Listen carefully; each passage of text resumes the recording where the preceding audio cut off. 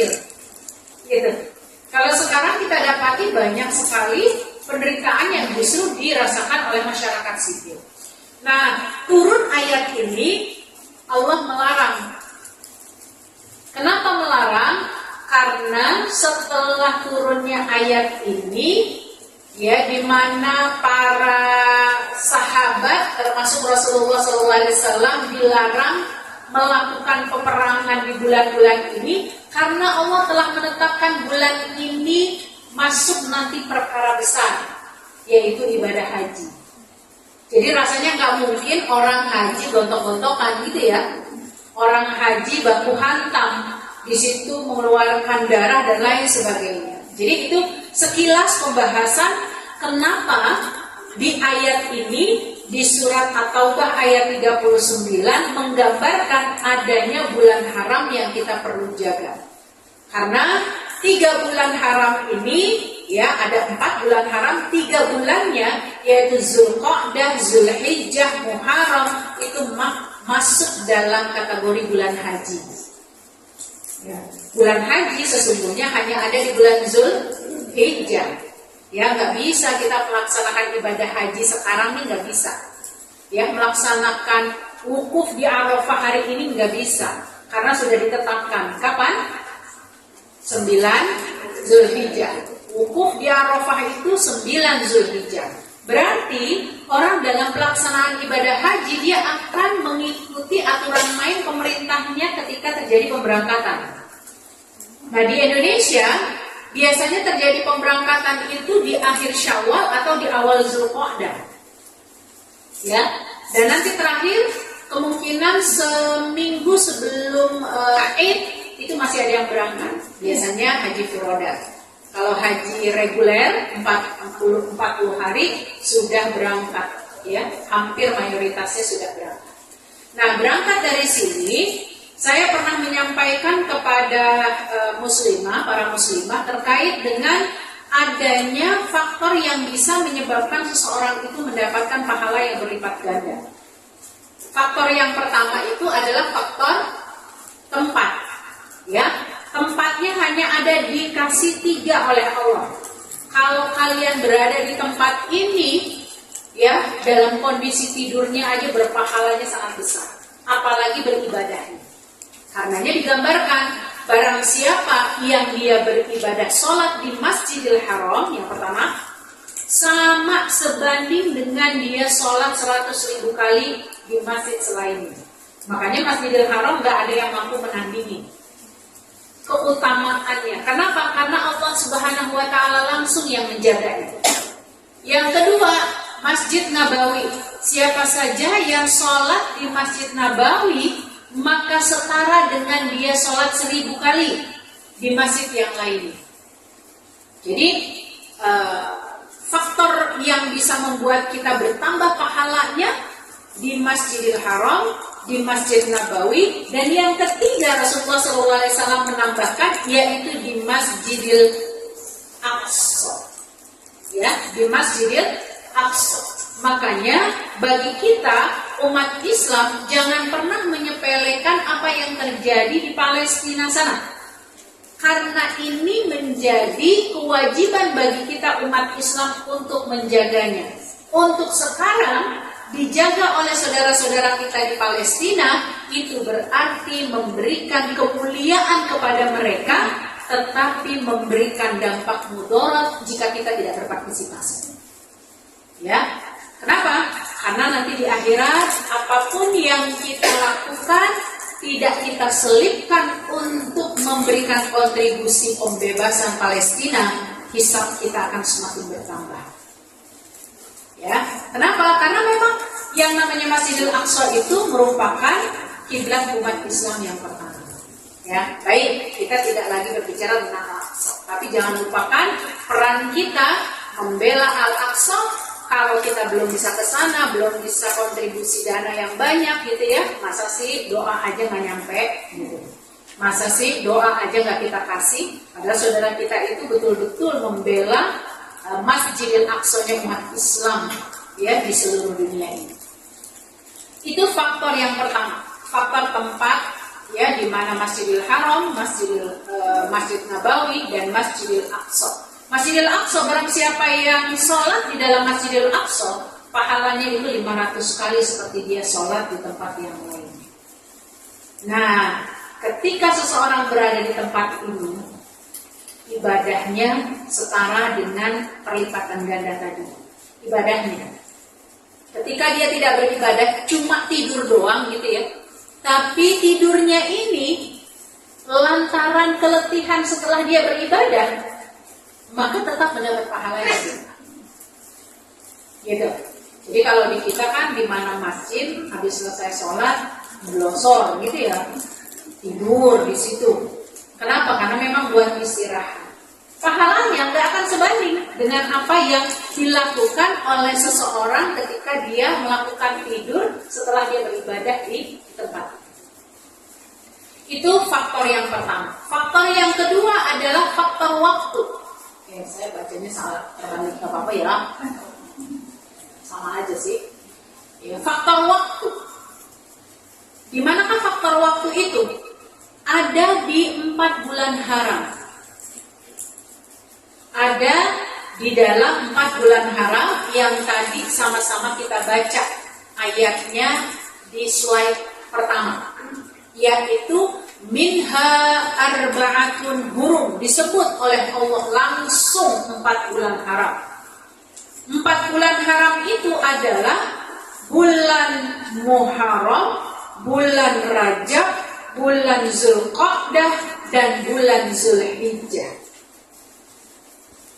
Jadi bulan Muharram ini adalah bulan pertama, kayak kita ketemu Januari. Ya.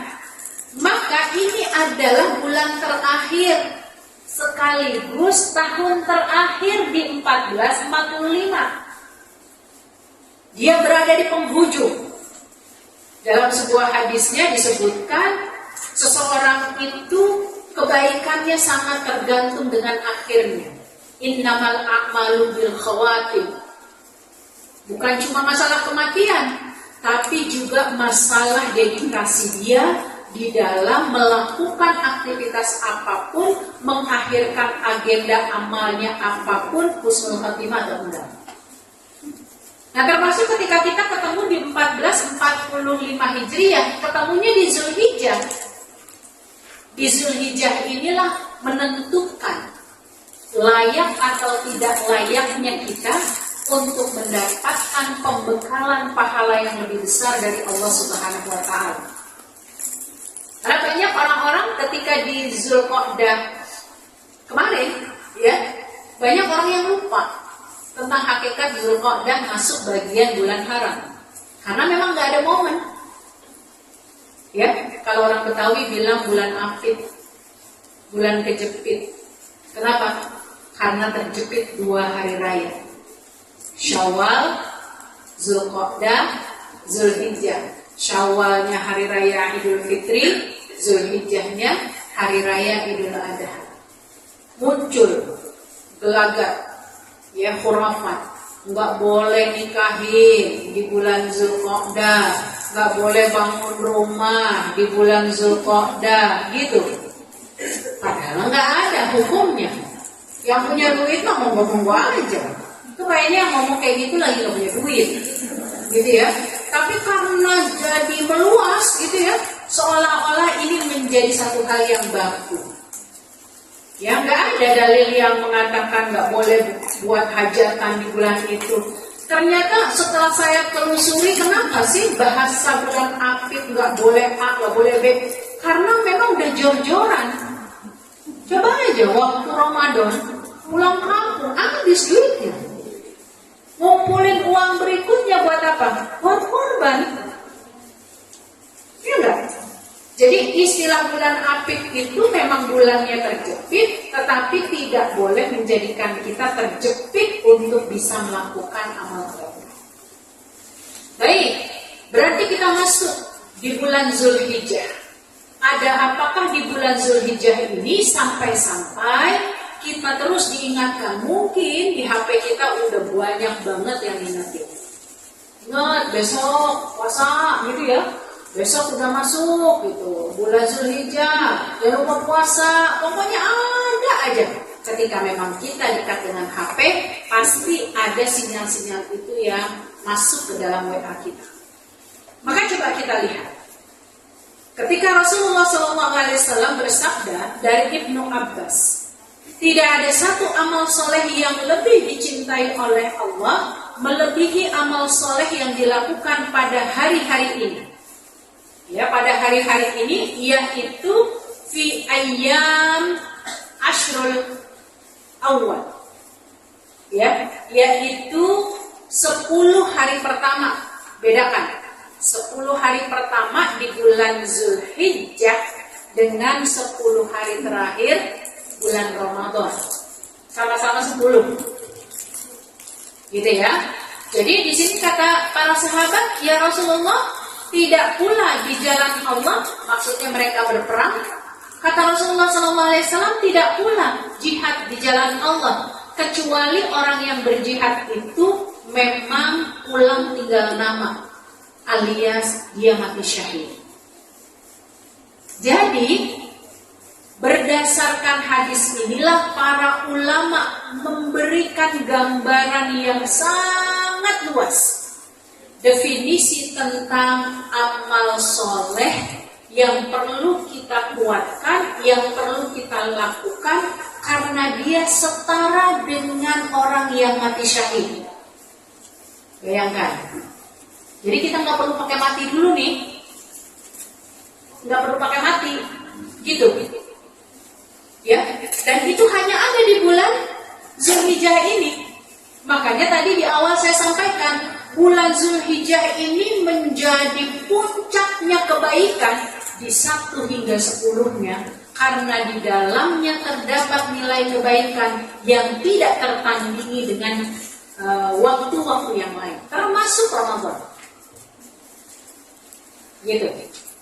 Makanya di sini kita lihat ya, yang disebutkan oleh Allah Subhanahu wa taala dalam hadis qudsinya, yaitu riwayat Imam Bukhari, dan senantiasa hambaku mendekatkan diri kepadaku dengan amalan-amalan sunnah sehingga aku mencintainya. Jika aku mencintainya, maka aku akan memberi petunjuk pada pendengaran yang dia gunakan untuk mendengar, memberi petunjuk pada penglihatannya yang dia gunakan untuk melihat, memberi petunjuk pada tangannya yang dia gunakan untuk memegang, memberi petunjuk pada kakinya yang dia gunakan untuk berjalan.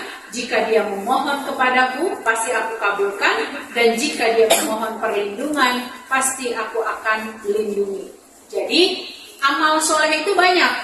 Amalan-amalan sunnah yang disebutkan oleh Allah tadi di dalam hadis qudsinya itu menunjukkan perlunya kita bersegera. Karena amalan sunnah ini adalah amalan yang bisa mendekatkan diri kita kepada Allah. Ya. Maka para muslimah yang dirahmati Allah Subhanahu wa taala, apa sih yang bisa kita lakukan ketika menghadapi 10 hari pertama di bulan Zulhijjah ini? Ya, mohon izin karena ini memang materi saya yang sudah cukup lama saya buat, belum saya perbaharui. Kalau boleh nanti tolong ditambahkan saja ya. Poin pertama adalah memperbanyak istighfar. Itu modal utamanya dulu. Mau dibolak-balik sih terserah aja gitu ya. Intinya nanti ditambahkan. Perbanyak istighfar. Kenapa? Dengan kita memperbanyak istighfar, bukan hanya dosa-dosa kita diampuni, tapi orang yang selalu membiasakan istighfar dalam kehidupannya, dia akan dipermudah segala urusannya. Kayaknya kita sering melakukan berbuat salah dulu baru istighfar. Nggak nyadar kalau kesalahan kita bisa terjadi sadar atau nggak sadar. Makanya kita perlu membiasakan istighfar ini supaya apa? Bukan hanya Allah mengampuni dosa-dosa kita, tapi Allah Subhanahu wa ta'ala akan memberikan kemudahan-kemudahan dalam urusan kita. Makanya itu di dalam surat Al-Waqi'ah ya, yang digambarkan wabil ashari hum yastaghfirun. Yuk biasakan kalau kita bangun sebelum subuh, banyakin dulu istighfar. Karena apa? Istighfar yang kita lakukan di waktu sebelum subuh itu akan membuat pikiran kita jernih, hati kita lapang, pikiran kita luas gitu ya. Dan apa, aktivitas kita itu akan kita bawa dengan nyaman. Dan ini dampak dari apa? Allah akan memberikan kemudahan dalam setiap urusan kita. Namun bukan berarti istighfar kita hanya cukup pada waktu sebelum subuh. Makanya disebutkan perbanyak istighfar. Dia bukan hanya bisa mengampuni dosa-dosa kita, tapi juga bisa memberikan kemudahan dalam setiap urusan kita. Yang gak kalah penting, rezeki kita akan diberikan oleh Allah dengan lapang. Dilapangkan rezeki kita.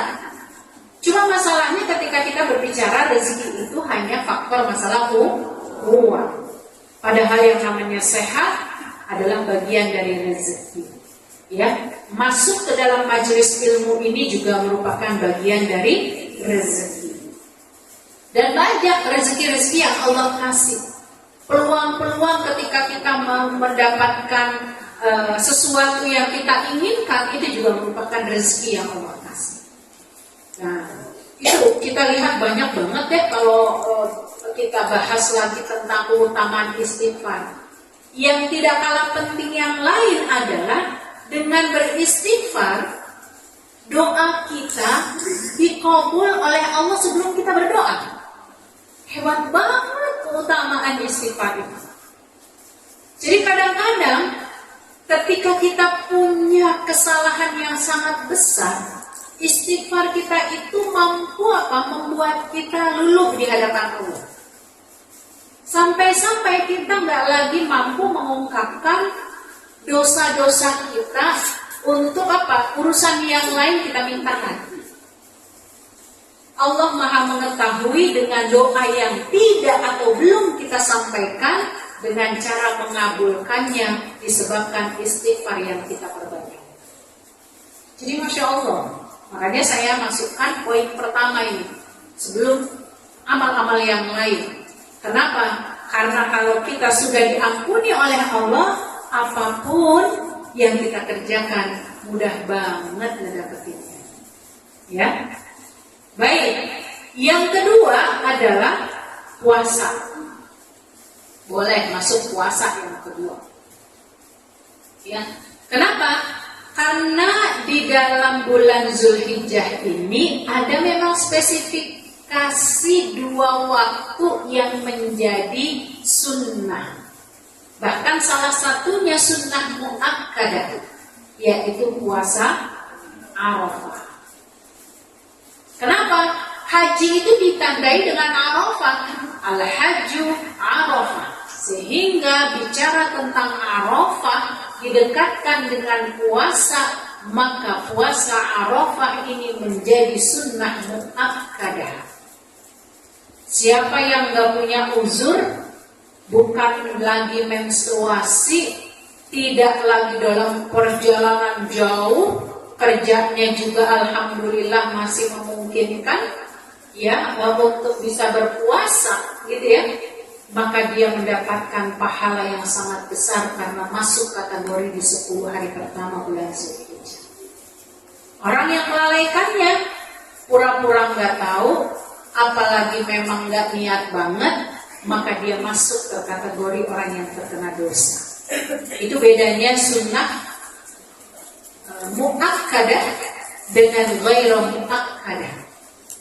Sunnah yang dikuatkan oleh Rasulullah SAW sampai dia mendekati wajib. Ini Arafah. Tapi kan kadang-kadang kita puasa dari mulai tanggal 8, yaitu Tarwiyah. Kita mengenalnya puasa Tarwiyah tanggal 8 dan tanggal 9. Tanggal 8-nya dia tidak menjadi sunnah muakkadah, tapi menjadi sunnah ghairu muakkadah. Masuk sunnah tapi tidak dikuatkan. Jadi jangan salah mengambil dalilnya. Kadang kita kejar yang tanggal 8, tanggal 9-nya kita mau puasa. Harusnya kalau memang kita memilih karena ada urusan tertentu dan lain sebagainya, yang kita kuatkan adalah puasa Arafah. Ya, kenapa? Karena hukumnya lebih kuat dibandingkan puasa tarunan. Jika kita memungkinkan dua-duanya kita jaga, Masya Allah. Karena itu pula lah, tidak ada dalil yang menyebutkan pelarangan kalau ada orang yang mau puasa tanggal 1 sampai tanggal 9 atau 10. Gak ada yang melarang. Nah kalau niatnya mengkodok, siapa yang melarang? Kalau tanggal 1 besok, ya hari Sabtu, ya pas hari Sabtu dia niatnya kodok, atau pas jatuhnya dia pengen berpuasa nazar misalnya gitu ya, yang wajib gitu ya, yang dia mendahulukan yang wajib, maka nggak ada yang bisa melarang. Walaupun ada di masyarakat kita yang notabene-nya sering mengatakan itu nggak ada dalilnya. Benar, nggak ada dalilnya, tapi dia termasuk dalam afdol a'mal, ya, termasuk bagian amalan-amalan yang utama.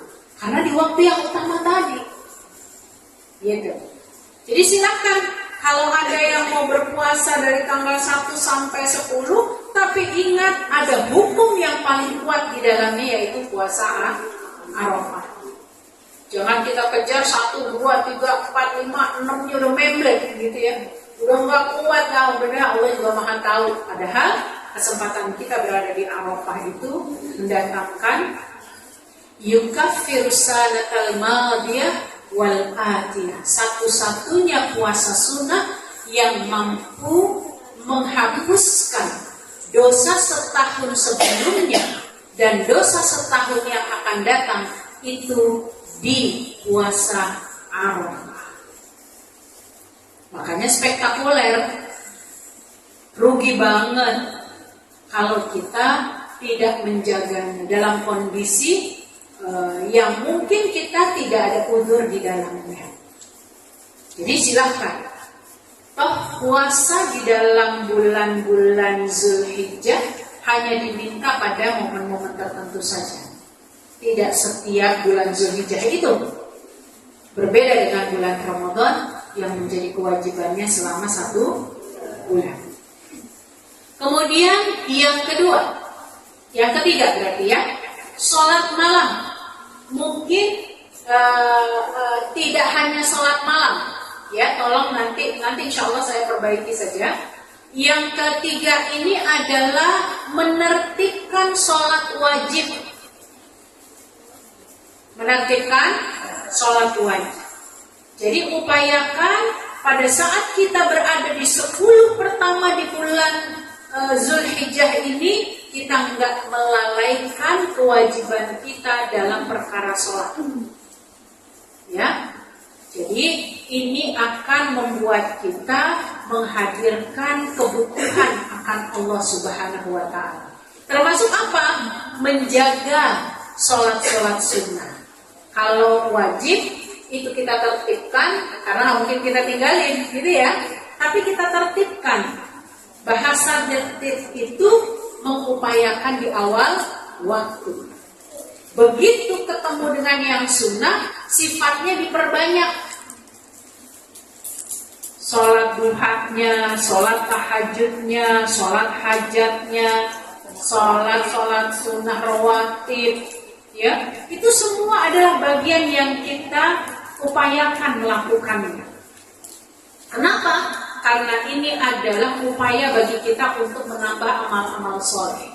Tadi salah satu faktor yang menyebabkan seseorang mengerjakan amal soleh bisa berlipat pahala, bisa berlipat ganda pahalanya, yaitu karena ada faktor waktu. Nah, momentum Zulhijjah ini adalah momentum waktu yang dikasih oleh Allah. Setiap kita berbuat kebaikan, pahalanya akan dilipat gandakan. Ya, termasuk di dalamnya tadi menertibkan yang wajib, menambah hal sholat-sholat sunnah, ya termasuk sholat tahajud ini. Kemudian apa? Membiasakan kembali membangun tilawah Al-Quran. Nggak apa-apa, mau cuma setengah halaman, mau cuma 1 halaman, tapi paling tidak 1 huruf yang kita baca itu nilainya sudah berbeda, bukan lagi 10 kebaikan. Kalaulah Allah kasih kita perlipatan gandanya itu 2 kali lipat, 1 huruf yang kita baca itu sudah berskala 20 kebaikan. Kenapa? Beda dengan di bulan Ramadan. Di Ramadan itu setiap kebaikan dihitung oleh Allah, perlipat gandaannya disebut. Siapa saja yang mengerjakan sunnah maka dapat pahala wajib. Siapa aja yang mengerjakan yang wajib, pahalanya 70 kali seperti dia mengerjakan kewajiban. Jelas. Tapi yang namanya di bulan-bulan haram itu tidak disebut berapa perlipat gandaannya. Kalaulah kita minimaliskan 2 kali lipat, ya seperti tadi. Kan intinya juga kita nggak ada membaca Al-Quran cuma 1 huruf. Nun, sadaqallahul azim, nggak ada. Ya, 125 huruf kalau kita baca surat Al-Fatihah. Sehari 17 kali dalam sholat, itu bukan dalam tilawah. Ditambah lagi surat-surat pendek. Kan ketika sholat pasti ada surat pendek yang kita baca. Ketika zuhur di 2 rakaat pertama. Ya, belum lagi tambahan sholat-sholat sunnah yang lainnya. Belum lagi kalau kita membacanya apa? Dengan penambahan. Wah, kalau hari ini di bulan-bulan ini saya nggak mau baca kulhu lagi lah. Katanya kuliah al-kafirun. Kul juga, cuma beda dikit lah gitu ya, beda ayatnya gitu ya, panjangan dikit, tapi sama-sama full. Itu harus kita prediksi. Karena apa? Karena disitulah amal-amal kita akan berlipat. Ya, jadi silakan upayakan bagi kita untuk menjaga puasa-puasa tilawah Al-Quran kita. Kemudian apalagi ya, bersolawat. Ya, jadi mohon maaf ya, sekali lagi nanti tinggal ditambahkan. Bersolawat. Kenapa? Karena bersolawat itu merupakan bagian yang sangat disenangi dan dibanggakan oleh umatnya Rasulullah SAW. Sayangnya Rasulullah SAW akan memberi syafaat hanya kepada 70.000 umatnya.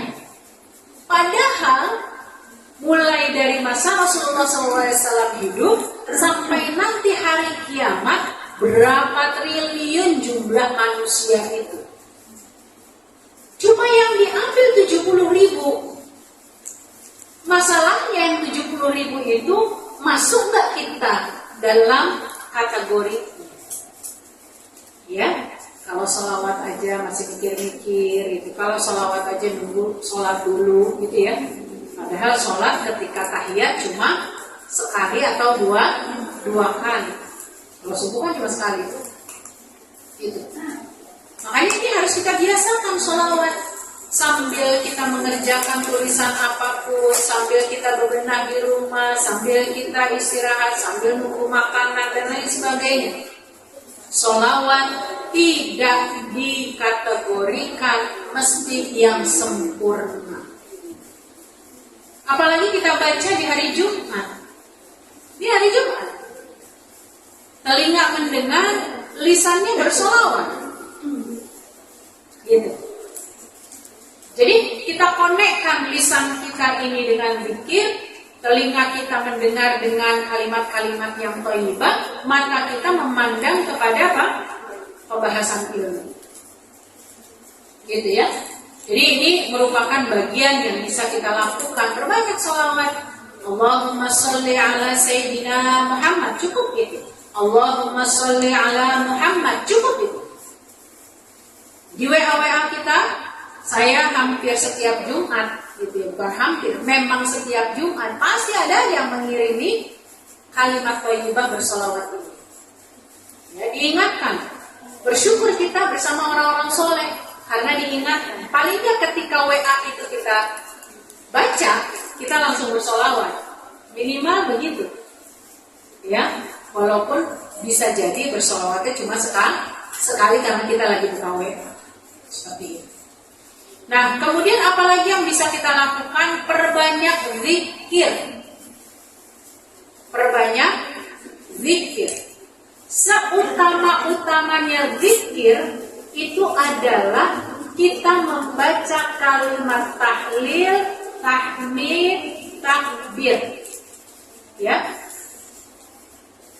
Subhanallah walhamdulillah wala ilaha illallah wallahu akbar. Itulah zikir yang paling utama saat kita ketemu dengan bulan haram, termasuk di 10 hari pertama Zulhijjah. Kenapa? Zikir ini ketika kita baca, pahalanya melingkupi langit dan bumi. Bayangin. Padahal remeh banget, mudah banget, tapi tidak mudah bagi orang yang tidak dapat hidayah dari Allah untuk mau membaca. Menggerakkan membaca itu adalah sebuah anugerah. Sama seperti ada orang yang mau baca Quran dengan orang yang tidak mau baca Quran tadi. Orang yang mau membaca Quran walaupun cuma dia baca 1 ayat, 1 halaman, itu anugerah. Karena berarti Allah menginginkan hamba ini tetap berada dalam hidayah. Makanya terus kita minta kepada Allah. Ya. Berangkat dari sini, zikir yang paling utama tadi adalah dengan berucap subhanallah walhamdulillah wala ilaha illallah wallahu akbar. Ini kita terus ya bacakan dimanapun kita berada, apalagi mudah banget dan kita sudah hafal, hampir rata-rata kita sudah hafal karena doa atau zikir ini selalu kita baca ketika sholat Id. Ya, kita selalu baca saat takbir. Setelah takbir kita baca subhanallah walhamdulillah wala ilaha illallah wallahu akbar, baik 7 kali maupun 5 kali. Dan itu udah familiar. Karena saking familiarnya orang suka, aduh ini mah udah di luar kepala. Saking di luar kepalanya berarti dia lari. Ya, dia lari. Lebih bebas kan, kalau di kepala kan terbatas sebenarnya. Tapi kalau udah di luar kepala, terserah dia mau kemana aja. Karena terserah dia mau kemana aja, nggak membuat kita ingat. Ya, jadi baik para muslimah yang dirahmati Allah, itu adalah di antara sekian banyak amal soleh yang bisa kita lakukan. Kemudian apalagi, yaitu memperbanyak sedekah. Ya, melakukan infak sedekah. Nanti akan kita temui infak sedekah yang paling utama di Zulhijjah ini untuk orang yang tidak berhaji, ya. Karena orang berhaji itu biasanya include dengan berkurban. Kalau orang Indonesia biasanya haji tamattu. Haji tamattu itu adalah haji yang didahului dengan umroh baru pelaksanaan ibadah haji. Ketika dia melaksanakan umroh terlebih dahulu, harus membayar dam. Ya, jadi tidak include masuk di dalamnya. Sudah masuk include untuk membayar dam saat dia melaksanakan sebelum pelaksanaan ibadah haji. Nah, buat orang yang berhaji, ibadah berkurban itu tidak lebih baik daripada ibadah berhaji. Tapi buat kita yang belum berkesempatan melaksanakan ibadah haji, berkurban adalah amalan yang paling tinggi di antara amalan-amalan yang lain. Makanya jangan menganggap sepele berkurban. Kenapa? Apalagi ini para muslimah dalam kondisi bekerja, jangan beranggapan remeh. Bisa menabung setiap bulan misalnya berapa ratus ribu. Itu supaya apa? Supaya ketika masuk di hari berkurban, dia sudah mempersiapkan yang terbaik. Jadi nggak ada alasan buat kita, aduh mahal. Emang akan menjadi mahal ketika nggak kita niatin. Apalagi kalau dadakan, tidak kita persiapkan. Kalau kita mau membeli kambing yang 4 juta misalnya, kita lakukan nabung mulai dari hari pertama setelah bulan Zulhijjah selesai, bulan Muharram kita mulai nabung setiap hari 10.000, 10.000, 10.000, 10.000, ya. Ternyata tabungan kita sudah ada di angka 3 jutaan lebih. Sehingga pada saat kita mau berkurban, itu akan lebih mudah kita menambahkan karena relatif sedikit. Dibandingkan apa? Saat mau berkurban baru nyari-nyari duit. Ini yang sering terjadi. Ya, jadi infak sedekah itu merupakan bagian terpenting, ya, bagian yang boleh kita endorse pada diri kita, ya, untuk berinfak di kajian, di masjid, ya, itu merupakan bagian infak yang notabene-nya bebas. Tidak bisa dikategorikan dengan bilangan tertentu. Bahkan saat kita tersenyum dengan saudara kita pun merupakan bagian dari sedekah. Nah, bagian dari infak sedekah ini kita dapati dengan bahasa selanjutnya. Amalan yang bisa kita lakukan yaitu memberikan bantuan kepada orang yang membutuhkan. Yang membantu kesulitan orang lain. Walaupun kesulitan orang itu belum tentu bisa terselesaikan. Jadi Masya Allah gitu ya.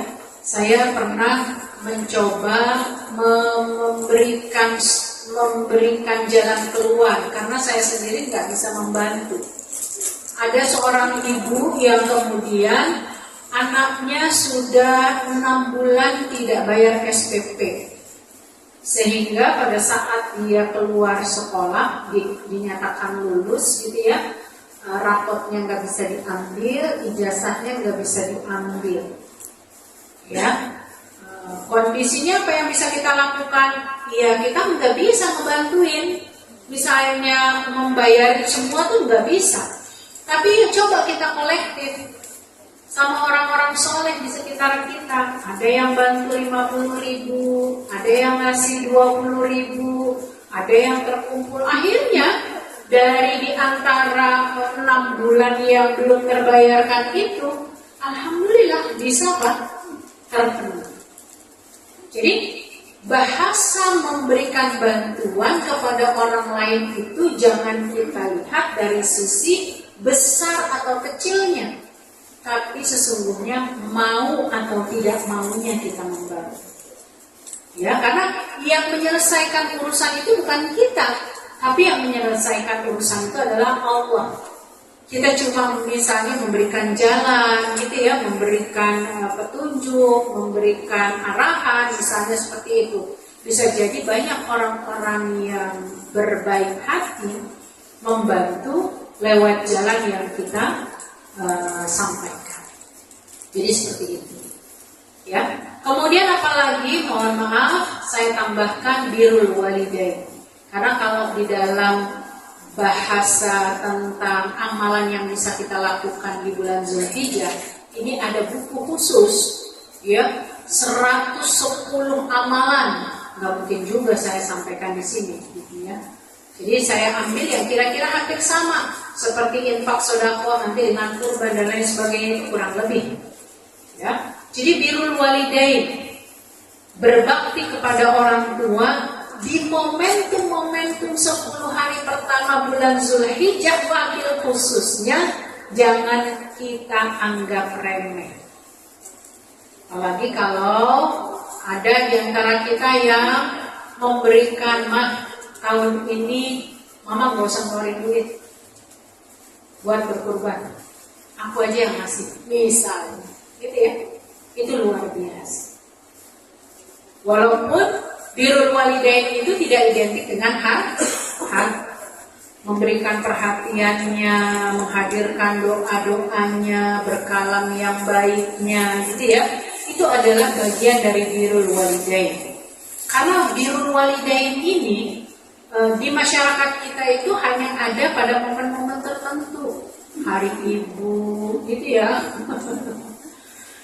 Makanya perlu diingatkan di setiap momen-momen yang besar lainnya, gitu. Ya, termasuk di bulan-bulan bulan haram. Amalan yang paling besar itu setelah kita melakukan ibadah kepada Allah adalah birrul walidain. Ya, memuliakan orang tua, menyenangkan hati orang tua, itu merupakan bagian amalan terbesar. Karena kalau dia sudah mengeluarkan hati dan pikirannya itu sudah senang, ya, lazim lisannya keluar kata-kata yang baik. Itu akan keluar dengan sendirinya. Ya, contoh ya, saya padahal nggak banyak yang kita kasih misalnya kepada orang tua kita. Orang tua saya sudah meninggal, hanya tinggal ibu mertua. Kalau ibu mertua itu kita kasih, padahal cuma kue berapa biji sih, gitu ya. Misalnya kita habis dari mana-mana ada kue, gitu ya. Kita ingat kepada orang tua kita, paling yang kita kasih 2 atau 3, karena mungkin nggak terlalu banyak juga, gitu ya. Kita kasih, nanti keluar kata-kata, gitu. Kata-kata indah, alhamdulillah, nyanyi dikasih juga, mudah-mudahan bertambah rezekinya, panjang umurnya, masya Allah. Itu keluar dengan sendirinya ketika apa? Memang hati kita tulus memberikan kepada orang tua kita dalam rangka birrul walidain. Jangan sampai kita minta doa dari orang tua karena apa? Ada kepengen punya hajat tertentu saja. Tapi kita mintakan setiap waktu dari lisan kedua orang tua kita. Dan saya yakin pastinya kedua orang tua kita itu juga sudah mendoakan untuk kita anak-anak. Sudah pasti. Baik, yang selanjutnya tadi adalah berkurban. Maka kita akan coba lihat ya. Ini tadi sudah terbahas ya, puasa Arafah. Karena puasa Arafah itu masuk sunnah muakkadah, maka mudah-mudahan kita tidak sampai meninggalkan. Colek-colek ya temannya ya, besok jangan lupa puasa Arafah misalnya kalau besok adalah hari Arafah. Karena ini satu-satunya waktu yang cuma 1 hari kita kerjakan, pahalanya sampai 2 tahun berturut-turut diampuni dosa-dosanya. Ya, jadi hitung-hitung. Berarti kemarin alhamdulillah, dan ya sekarang tahun depan diampuni lagi. Tapi kita nggak sibuk dengan beramal kebaikan. Nah, ini termasuk berkurban ya. Saya pikir bab tentang berkurban mau dibahas apa Kak? Nggak usah bahas sedikit boleh? Baik. Jadi definisi kurban ini adalah hewan yang disembelih, hewan ternak tertentu. Jadi saya nggak ngambil ini ya supaya lebih mudah fokus. Hewan ternak tertentu, yang disembelih pada waktu tertentu, diberikan pada waktu tertentu. Jadi semuanya udah ditentukan. Nggak bisa sesuai dengan emosi kita. Hewannya udah ditentukan. Apa? Kambing, sapi, atau sejenisnya. Ya, intinya sejenisnya. Karena kambing itu bisa masuk domba, sapi bisa masuk kerbau. Gitu ya. Intinya sejenisnya. Kalau kita mau berkorban, gara-gara kita nggak doyan kambing, kita ganti jadi 1000 ekor ayam, nggak bisa. Ini babnya juga akikah, karena dia definisinya demikian, hewannya sudah tertentu. Karena sudah tertentu, berarti nggak boleh kita punya inisiatif yang lain.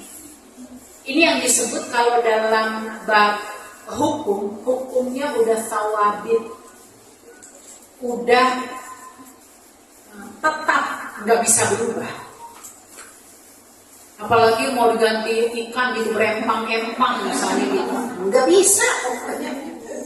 Karena pernah kejadian seorang ibu mau menggantikan lantaran dia nggak doyan kambing. Lah apa hubungannya sama dia? Kalau dia nggak doyan kambing, nggak perlu makan aja. Bukan berarti nggak boleh nyembelihnya, kan begitu. Saya juga termasuk nggak doyan kambing. Tapi bukan berarti kita terlarang untuk melakukan aktivitas pemotongan hewan penyembelihan. Karena dia hewannya tertentu, maka ketentuannya sudah berlaku. Apa ketentuan yang berlaku? Cuma boleh dari hewan yang umurnya kalau kambing minimal 1 tahun, kalau domba minimal 6 bulan, kalau sapi minimal 2 tahun. Karena udah tertentu. Jadi nggak bisa ada kambing yang baru dilahirin sama induknya, anaknya udah langsung mau buat, nggak bisa. Gitu. Kenapa? Karena bahasa hewan tertentu ini ada dikaitkan lagi sama hukum. Umurnya harus tertentu. Tertentu yang lainnya apa? Nggak boleh cacat. Nggak boleh kupingnya somplak, ya, ekornya belang, matanya picek, giginya rontok, misalnya gitu. Makanya ketika kita membeli hewan ternak ini harus pada orang yang amanah. Kan banyak Bu, orang yang mau menjual itu prinsipnya cuma menjual, tapi dia nggak ngerti apakah sudah masuk umurnya atau belum. Gitu. Ya, jadi karena tertentu ini pula, maka ketentuannya juga diperjelas. Sepertiga boleh diambil sama orang yang berkurban. Sepertiga dibagikan ke kerabat. Sepertiganya dibagikan kepada fakir miskin. Nah, masyarakat kita motongnya kambing, mintanya sapi. Nah, yang ketawa tuh mau tuh. Nggak boleh. Kenapa? Karena bukan hak kita. Kecuali kita dapat sapi dari orang lain. Dia nyembelih sapi, kita dapat. Dapatnya karena bukan jatah kita, tapi karena sedekah orang lain kepada kita. Boleh. Nah, ini motongnya kambing, mintanya banyak banget. Jangan lupa ya pahaknya, bagian ininya, bagian itunya. Nah, kenapa nggak motong sendiri aja? Ya. Ya. Jadi banyak nih kasus-kasus kayak begini. Tuh, menyembelih hewan tertentu pada waktu tertentu. Waktunya dibatasi. Cuma di yaum nahar. Apa itu di yaum nahar? Yaitu hari ketika penyembelihan itu disyariatkan. Tanggal 10, 11, 12, 13. Berarti cuma 4 hari. Yaumun nahar yang hari ke-10 itu pun hanya boleh ketika selesai khutbah Jumat, khutbah Id. Jadi kalau ada yang menyembelih sebelum berangkat khutbah, sebelum berangkat sholat, maka bukan masuk dalam kategori kurban. Di Mesir, waktu saya punya pengalaman di sana, banyak kebiasaan masyarakat masih mengambil kebiasaan jahiliyah. Kenapa? Mereka menyembelih sebelum berangkat ke masjid Dan darah-darah hewan yang mereka sudah potong itu mereka tempelkan ke dinding-dinding rumah untuk minta keberkahan. Berarti sudah berbeda. Niatnya sudah berbeda. Tidak lagi taqarrub kepada Allah, tetapi membawa budaya jahiliyah. Makanya orang yang melaksanakan ibadah kurban perlu menjaga keikhlasan. Iya. Jadi waktunya cuma tertentu. Nggak boleh dia mendahulukan sebelum selesai sholat Id. Kalau di antara para ulama malah sebelum selesai khutbah, di mana dia berada di tempat itu. Karena khutbah merupakan bagian syarat sah sholat Id. Ya, kadang-kadang kan ada orang begitu assalamualaikum warahmatullahi langsung bablas pulang. Ya. Kalau dia perempuan, jika ada uzurnya masih diperbolehkan. Laki-laki menjadi satu hal yang tidak sah. Ya. Kemudian karena tertentu awalnya sudah dibatasi, akhirnya juga dibatasi. Tadi sampai tanggal 13. Kapankah terakhirnya? Sebelum masuk waktu asar tanggal 13. Kalau dia menyembelihnya tanggal 13, tapi menjelang maghrib, maka sudah tidak masuk berkurban. Gitu ya. Jadi waktunya dibatasi, waktunya sudah tertentu, nggak bisa sewenang-wenang kita. Habis gimana dong, kita baru dapatnya sekarang duitnya. Tetap nggak bisa disebut berkurban. Hukum berkurban ini Imam Syafi'i menyebutnya sunnah muakkadah. Kalau Imam Hanafi menyebutnya dengan wajib. Nah, jadi karena waktunya sudah 12:30 ya, saya tidak mau mengambil waktu yang panjang kepada ibu-ibu semua. Paling tidak gambarannya tadi. Sepertiga boleh kita makan, sepertiga kita berikan, sepertiganya lagi kita berikan kepada fakir miskin. Ya. Dan insya Allah dari apa yang dilakukan itu merupakan bagian amalan yang paling utama pada saat seseorang tidak melaksanakan ibadah haji. Orang yang melaksanakan ibadah haji, coba tengok tadi faktor yang bisa bertambah pahala. Waktunya dapat nggak dia? Tempatnya dapat nggak dia? Maka wajar kalau harapannya adalah hajjan mabruran, wa sa'yan mashkuran, wa dzanban maghfuran, wa amalan maqbulan. Jadi harapannya orang yang berhaji itu kal waladatu ummu, ketika kembali ke tanah airnya masing-masing seperti bayi yang baru dilahirkan, terhapus dosa-dosanya, kembali dalam kesuciannya, karena saat dia betul-betul beribadah sempurna di tempat yang baik, di bulan yang baik, maka wajar pahalanya tidak akan mampu ada yang menanti. Gitu. Karena dua-duanya dia dapat. Kalau kita kan ngedapetinnya apa? Waktunya, karena kita belum berkesempatan berhaji, sehingga kita belum dapat tempat. Kalau satu waktu nanti kita Allah izinkan berumrah di bulan Rajab, ya, berumrah di bulan Rajab itu juga masuk bulan haram, maka pahalanya juga akan berlipat ganda. Karenanya masyarakat Indonesia sekarang berbondong-bondongnya, ramai-ramainya berumrah itu di bulan-bulan di bulan-bulan. Wallahu a'lam. Kalau ada yang masih bisa mungkin kami tanyakan, monggo. Kalau nggak ada, saya mohon maaf lahir batin. Bersiaplah diri kita untuk memaksimalkan 10 hari pertama di bulan Zulhijjah ini supaya dapat barokah dari Allah Subhanahu Wa Taala dan husnul khatimah dalam setiap aktivitas. Assalamualaikum warahmatullahi wabarakatuh.